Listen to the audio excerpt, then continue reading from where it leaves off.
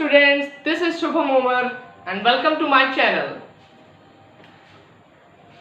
We will start a new topic, comparing quantities. जो आज हम पढ़ेंगे comparing quantities. This is the topic of class 8. तो इस टॉपिक को हम लोग आज सीखने वाले हैं और स्टार्ट करते हैं. टॉपिक में स्टार्ट करेंगे by ratio. What is the ratio? Start करेंगे रेशियो से. अब क्योंकि टॉपिक में जो फर्स्ट एक्सरसाइज है रेशियो से ही स्टार्ट होती है, मैं पहले रेशियो फिर आगे इस तरह से बढ़ते हैं. रेशियो क्या होता है पहले हमें ये समझना है. रेशियो का मीन क्या निकलेगा आप ये समझो. जैसे एक क्लास में 100 बच्चे हैं और उन 100 में 70 पास होते हैं, 30 फेल हो जाते हैं. तो पास स्टूडेंट्स कितने थे? जो पास हुए हैं वो 70 है ना, और फेल वाले कितने हैं? वो 30 हैं. पूछा गया पास टू फेल का रेशियो क्या होगा? तो पास टू फेल का रेशियो होगा 70:30.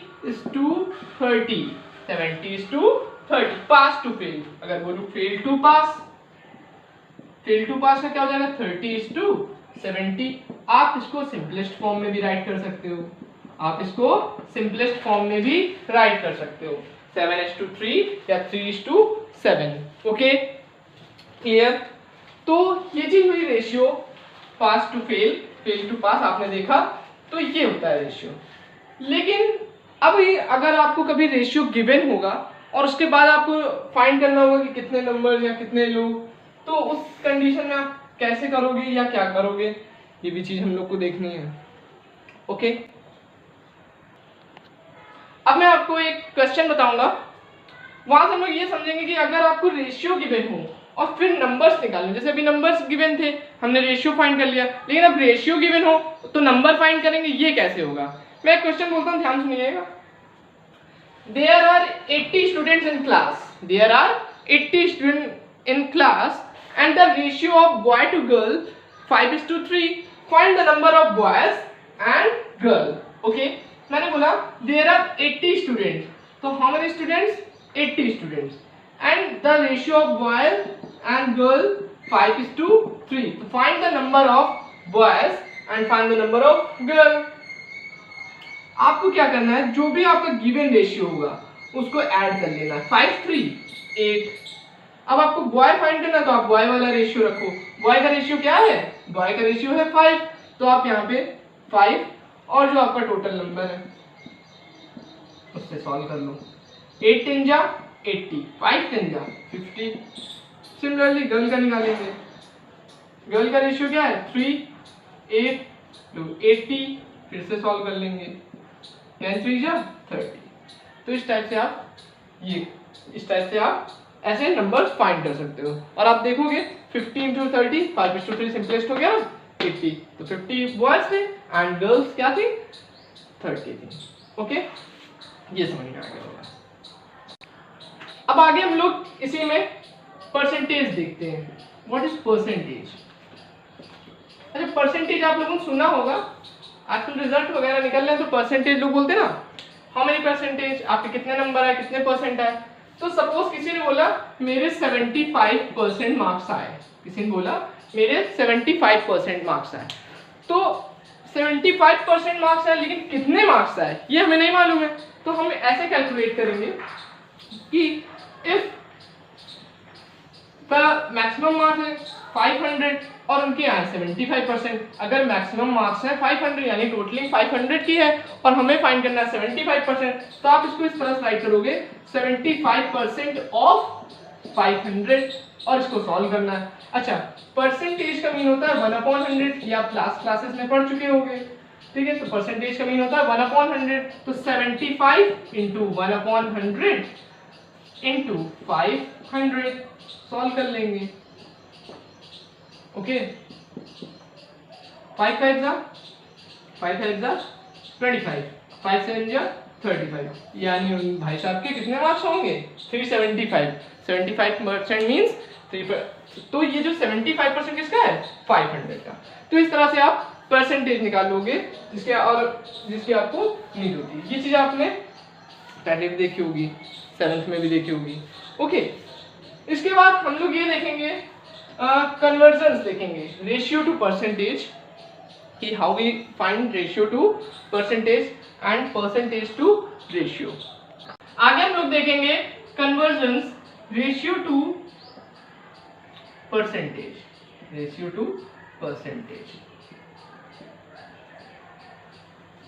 आपको एक रेशियो गिवन होगा और उससे आप कैसे परसेंटेज फाइंड करोगे, ये चीज देखते हैं। सपोज आपको एक रेशियो दिया गया 2:5 और कहा गया इससे परसेंटेज फाइंड करो, तो आप इसको फ्रैक्शनल फॉर्म में तुम राइट कर लोगे 2/5। ओके, और अपने मन से 100 से मल्टीप्लाई कराओगे, अपने मन से 100 से मल्टीप्लाई कराओगे। तो यहाँ आप फाइंड करोगे 5 से 100 कट 20 आ जाएगा, 22 जा 40, यानी ये क्या हो जाएगा 40%। अच्छा, आप ऐसे समझ सकते हो कि हमने 100 से मल्टीप्लाई क्यों कराया। आप ये समझो हमने अपने मन से 100/100 से मल्टीप्लाई कराया, अपने मन से 100/100 का मल्टीप्लाई कराया। 100/100 से ये हुआ 5 से ऊपर वाला 100 तो कट हो गया। अभी जो नीचे वाला 100 है आप देख रहे हो ये 1/100 है। मैंने भी बताया था परसेंटेज का मीन क्या होता है 1/100, तो ये हो जाएगा 40%। तो इस टाइप से आपने ये देखा कि how to convert ratio to percentage. और अब सीखेंगे परसेंटेज टू रेशियो, बहुत इजी है।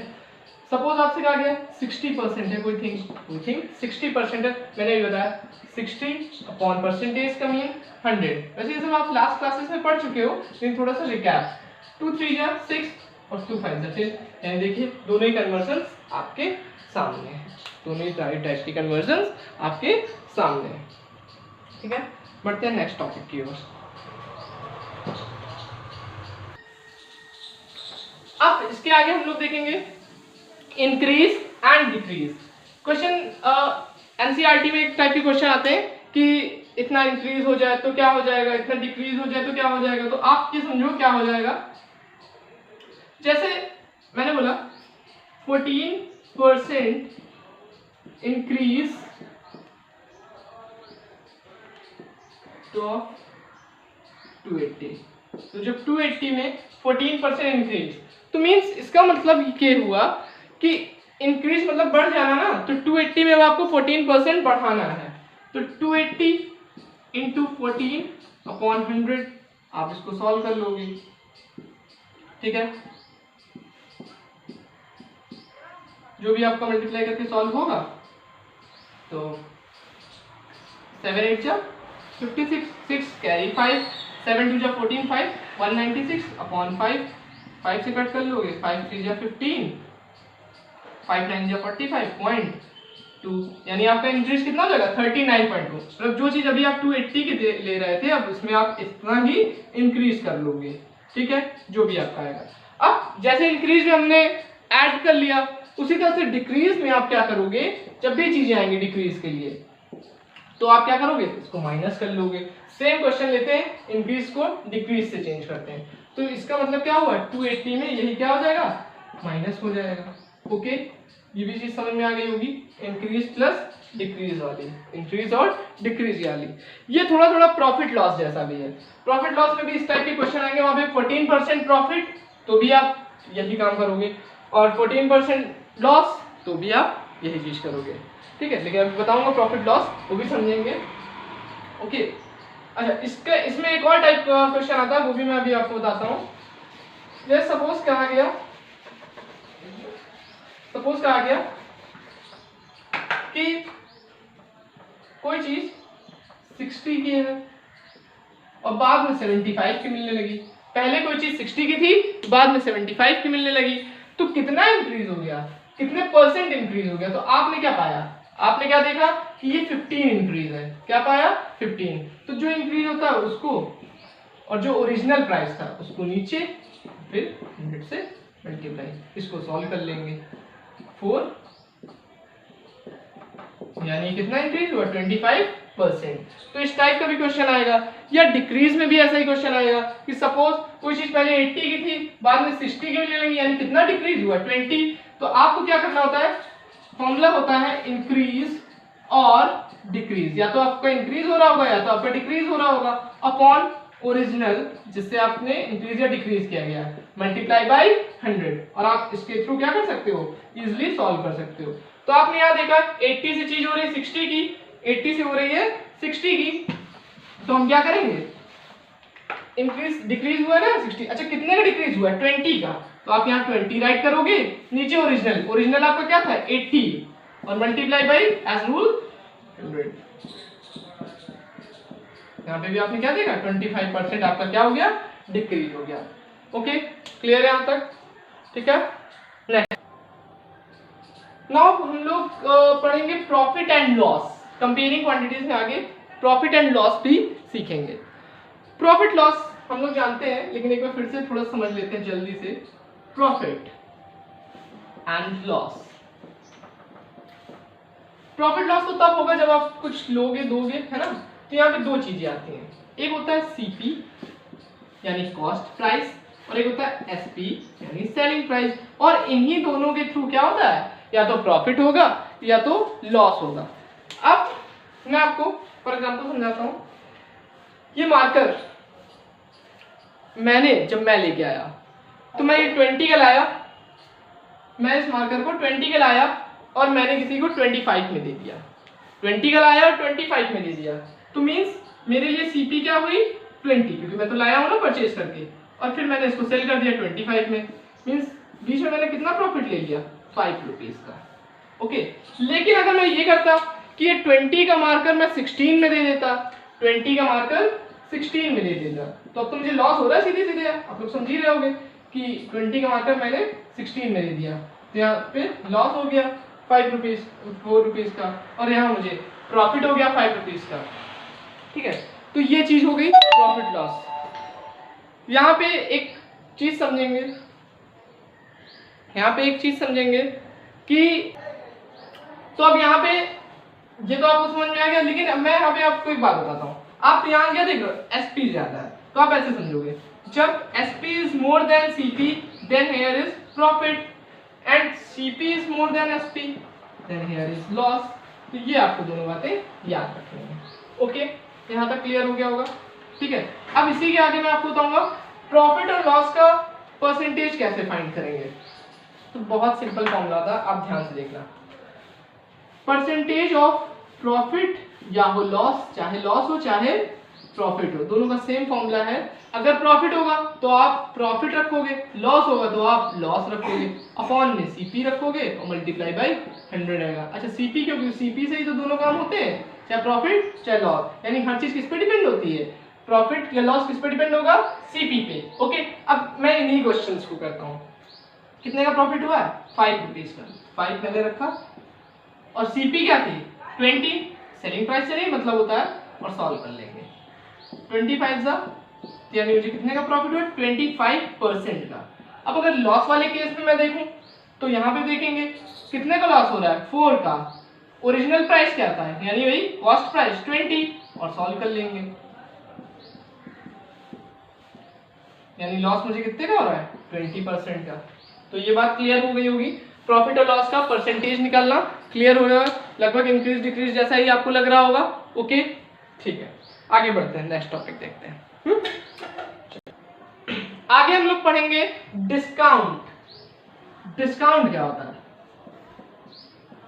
वो लोग को सुन के मजा आ गया होगा। डिस्काउंट क्या होता है, आप जाते हो किसी शॉप पे कुछ लेते हो, कहो भैया डिस्काउंट दीजिए, डिस्काउंट लेते हैं ना हम लोग, तो अब ये डिस्काउंट, तो डिस्काउंट क्या होता है जरा समझते हैं।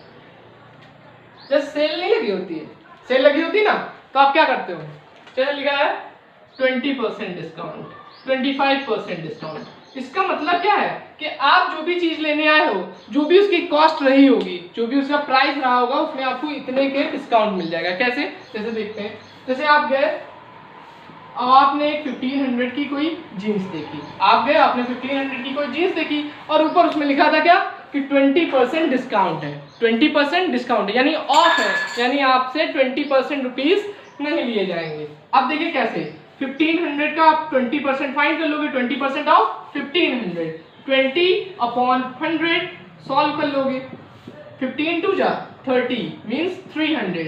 इसका मतलब क्या है कि 300 की जीन्स पड़ेगी, नहीं 300 आपसे नहीं लिए जाएंगे, यानी ये 300 आपके कम हो जाएंगे, यानी जो जीन्स आपको 1500 की मिली थी अब कितने की मिलेगी, 1200 की। ओके ओके क्लियर ना, समझ में आ गया डिस्काउंट क्या होता है, यानी ये आपको डिस्काउंट मिल जाएगा। अब डिस्काउंट से अपोजिट एक चीज होती है टैक्स। अब आप डिस्काउंट ले सकते हो तो कहीं टैक्स भी तो भरोगे, तो अब टैक्स में समझेंगे जल्दी से क्या होता है। अब हम लोग टैक्स भी तो देखें कि अच्छा टैक्स भी कई तरह का होता है, पहले अब तो जीएसटी हो गया, पहले वैट चलता था, सैट चलता था, तो एनसीईआरटी की बुक्स में वैट और सैट के बारे में बताया गया था। VAT value added tax, sat sale added tax, और आजकल जीएसटी, तो वो तो अलग बात हो गई। अब टैक्स फाइंड कैसे करना है ये देखते हैं। सपोज कोई चीज 200 की है, कोई भी चीज है 200 की है, और उन्होंने कहा इस पे 15% आपको टैक्स पे करना पड़ेगा। टैक्स कितना पे करना पड़ेगा, 15% पे करना पड़ेगा। मींस क्या हुआ, जब डिस्काउंट होता था तो वहां पे आपका प्राइस लेस हो जाता था, लेकिन टैक्स में अब आपको इससे ज्यादा ही अमाउंट पे करना पड़ेगा, यानी कितना ज्यादा, जितना आपको गिवन होगा। तो यहाँ पे बोला 15%, तो हम इस नंबर का 15% फाइंड कर लेंगे। तो इस नंबर का पहले 15% फाइंड कर लेंगे। 15% हमने फाइंड किया, कितना आया 30, मींस जो चीज हमको 200 की थी अब वो कितने की मिलेगी विद टैक्स, 230 रुपीज की, 230 रुपीज की। ओके क्लियर हुआ टैक्स भी, डिस्काउंट और टैक्स, ठीक है, ये टैक्स टर्म क्लियर हो गया होगा। ओके कभी कभी वही चीज होगी ना इंक्रीज डिक्रीज वाली, कभी आपको कहा जाएगा कि कोई थिंग 250 की मिली विद टैक्स, कोई 250 की मिली विद टैक्स, और इस पे टैक्स लगा है 20%, टैक्स लगा है 20%। अब ये इसी पे एक क्वेश्चन बता रहा हूँ कि कोई चीज 250 की मिली आपको विद टैक्स और इस पे टैक्स लगा हुआ है 20%, तो मीन्स ओरिजिनल वैल्यू इसकी क्या थी, यानी पहले इसकी वैल्यू क्या थी, इस टाइप का क्वेश्चन आएगा। तो आपसे पूछा गया ओरिजिनल वैल्यू क्या थी, तो ऐसे केस में आपको नहीं मालूम ओरिजिनल वैल्यू क्या थी, तो आप सोचोगे ओरिजिनल वैल्यू x थी, ओरिजिनल वैल्यू क्या थी x थी। 20% तो 20% फाइंड करोगे, 20% ऑफ x इक्वल टू 250। अच्छा आप सोचो ऐड क्यों किया, क्योंकि ओरिजिनल में ही तो टैक्स ऐड करते थे, ओरिजिनल में ही तो टैक्स ऐड करते थे, तब आपका फाइनली अमाउंट बनता था। तो हमने वही किया, x plus 20% of x plus 20% का मीन 20/100 x इक्वल टू 250।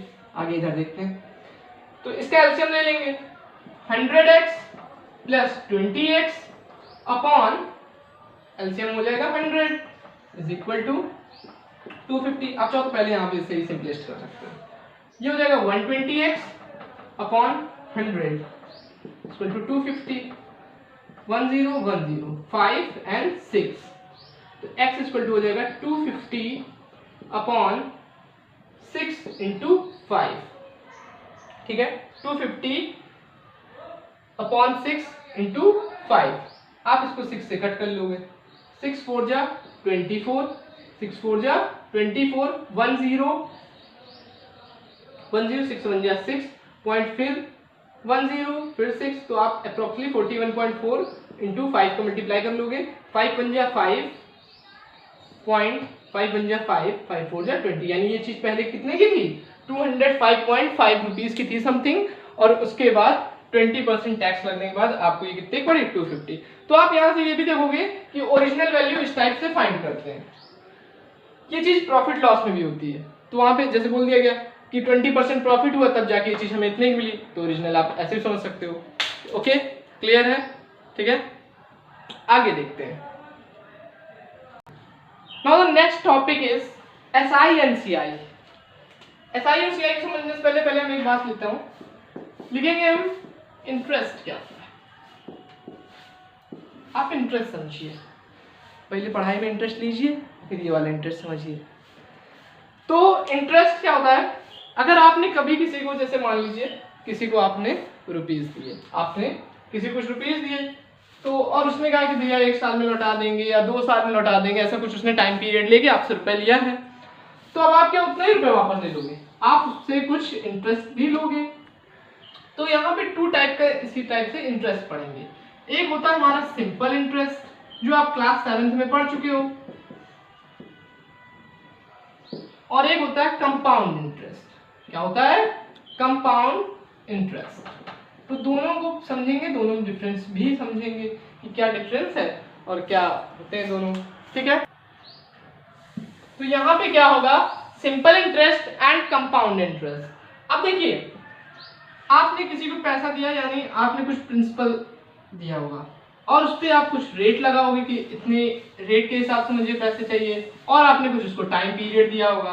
तो आपकी थ्री थिंग्स बनी: प्रिंसिपल, रेट एंड टाइम। ठीक है, principal, rate and time. Okay, ठीक है, प्रिंसिपल, रेट एंड टाइम होगा। अब इसका फॉर्मूला क्या हो जाएगा? फॉर्मूला हो जाएगा SI mean simple interest is equal to P into R into T upon 100। तो आप इसको सॉल्व कर लोगे। अच्छा, 100 कहाँ से आ गया? रेट आपकी हमेशा परसेंटेज में होगी, और परसेंटेज का मीन्स 1/100। और टाइम जो आपको गिवन होगा, टाइम आप रख दोगे ईयरली, और प्रिंसिपल जो आपने अमाउंट दिया था। अच्छा, कंपाउंड इंटरेस्ट क्या होता है ये समझते हैं। कंपाउंड इंटरेस्ट भी यही होता है, लेकिन यहाँ पर आपको एवरी ईयर इंटरेस्ट पे इंटरेस्ट मिलता है। यहाँ पे आपको इंटरेस्ट मिलेगा। मैं एक एग्जांपल से क्लियर करूंगा, फिर पहले फॉर्मूले को समझ लेते हैं। यहाँ पे हो जाएगा फॉर्मूला इसका A equal to P bracket में 1 प्लस R अपॉन 100 की पावर n। बुक्स में n होता है, आप T से समझ लो। T for time, n for number of time, जो भी है नंबर ऑफ ईयर्स। ठीक है, अब यहाँ भी टर्म्स P आप जान गए हो, P फॉर प्रिंसिपल, R भी आप जान गए हो, T भी जान गए हो। A है अमाउंट, A क्या है? अमाउंट। अमाउंट वही होता है जो आपको इंटरेस्ट के साथ मिलेगा। अमाउंट वही होता है जो आपको इंटरेस्ट के साथ मिलेगा। अमाउंट का मतलब होता है P प्लस CI। अमाउंट का मतलब क्या होता है? P plus CI। और यहाँ पे भी अमाउंट आपको जब फाइंड करना होगा तो P प्लस SI। ओके, अब हम लोग एक एग्जांपल देखेंगे और उससे दोनों थिंग्स क्लियर करेंगे। ओके, सपोज आपके दो फ्रेंड हैं, आपने दोनों को 2000 रुपीज दे रखे हैं। इनको भी 2000 रुपीज दे रखे हैं और इनको भी 2000 रुपीज दे रखे हैं, और दोनों को सेम रेट पे दिया हुआ है 10%, और इनको भी 10%, और टाइम भी सेम लिया हुआ है आपने 2 इयर्स, और यहाँ भी 2 इयर्स। बस डिफरेंस क्या है? इनको सिंपल इंटरेस्ट के थ्रू और इनको कंपाउंड इंटरेस्ट के थ्रू। ओके, तो अब फाइंड करते हैं कि क्या डिफरेंस आता है। SI इक्वल टू, हम लोगों ने फॉर्मूला पढ़ा था, P into R into T upon 100। वही फॉर्मूला यहाँ पे क्या कर देंगे? अप्लाई कर देंगे। वैल्यू पुट करेंगे 2000 इंटू 10 इंटू 2 अपॉन 100। सॉल्व करेंगे 1020 1020, 2 2 जा 400 मीन्स आपको जब 2 ईयर बाद ये वापस करेगा पैसा तो 400 रुपीज आपका अमाउंट क्या बनेगा? 2000 मीन्स प्रिंसिपल होता था ना, प्रिंसिपल प्लस SI, ये भी बताया था मैंने। तो 2000 प्लस SI 400 इक्वल 2400, यानी 2 ईयर बाद, आफ्टर 2 ईयर आप कितना अमाउंट पाओगे इससे? 2400 rupees. Okay, now we talk about compound interest. Compound interest के थ्रू हम लोग कैसे फाइंड करेंगे? यहाँ डायरेक्ट ही अमाउंट निकलेगा, P ब्रैकेट में 1 प्लस R अपॉन 100 की पावर टाइम। ओके, प्रिंसिपल 2000 था, 1 प्लस R की वैल्यू पुट करोगे 10 अपॉन 100 टाइम 2। अगर ये सिंपलेस्ट हो रहा तो आप सिंपलेस्ट कर लोगे, 0 0 कट। ये हो जाएगा 2000 मल्टीप्लाई होगा ना, ब्रैकेट में एलसीएम लेंगे 1 प्लस 1 अपॉन 10, 1 लेट करके एलसीएम ले लेंगे 10, और 10 10 1 या 10, 10 प्लस 1 11/10 का square. Okay, 2000 into 11/10 multiply by 11/10, 0 0 से 0 कट। मल्टीप्लाई करेंगे 11 का 11 में, 11 का स्क्वायर 121, और 121 2 जा 242, एक 0 है, आप भी लिख लोगे एक 0। आपने क्या डिफरेंस देखा? यहाँ मिल रहा है 2400 और यहाँ मिल रहा है 2420 rupees. Means the difference is 20। आप सोचेंगे अरे जरा इसका डिफरेंस है, अरे जरा सा नहीं है, ये आप मेथड समझो कि सिंपल और कंपाउंड इंटरेस्ट में फर्क आया। बड़ा अमाउंट होता तो बड़ा आता, तो 2400 और 2420। तो कंपाउंड इंटरेस्ट पे ये जो इंटरेस्ट मिलता है, मतलब यहाँ क्या है 2 ईयर्स है, यानी 1 ईयर में कुछ इंटरेस्ट मिला होगा, उस पर भी इंटरेस्ट लग गया। आप खुद ही यहाँ समझ सकते हो, 2 ईयर में 400 मिला तो 1 ईयर में 200 होता, तो 200 मिला होगा और उस पर भी मिल गया होगा। तो इसलिए कंपाउंड इंटरेस्ट हमेशा ज़्यादा रहता है सिंपल इंटरेस्ट से। कंपाउंड इंटरेस्ट चैप्टर जो एनसीईआरटी में गिवन है, काफ़ी बच्चे बोलते हैं कि लेंदी है या बड़ा है या टफ है, तो उसके लिए मैं एक अलग से वीडियो बनाने वाला हूँ जिसमें मैं कंपाउंड इंटरेस्ट के बारे में डिटेल से पढ़ाने वाला हूँ, और एनसीईआरटी की एक्सरसाइज भी हम लोग सॉल्व करेंगे और कुछ टफ क्वेश्चन और भी करेंगे जिसमें बच्चे मोस्टली फंस जाते हैं या बहुत प्रॉब्लम होती है, तो वो भी मैं क्लियर करने वाला हूँ नेक्स्ट वीडियो में। तो ये पूरा मैंने टॉपिक कंप्लीट किया है। जो भी टफ क्वेश्चंस हैं उनके लिए वीडियो एक जरूर बनाऊंगा, क्योंकि कंपेयरिंग क्वांटिटीज इस बुक का सबसे अच्छा चैप्टर है। ठीक है, तो जल्द ही आपके सामने एक नेक्स्ट वीडियो मिलता हूँ। तब तक के लिए बाय बाय, और चैनल को लाइक कीजिए, सब्सक्राइब कीजिए, वीडियो को ध्यान से देखिए और अपने सभी फ्रेंड्स के साथ शेयर कीजिए।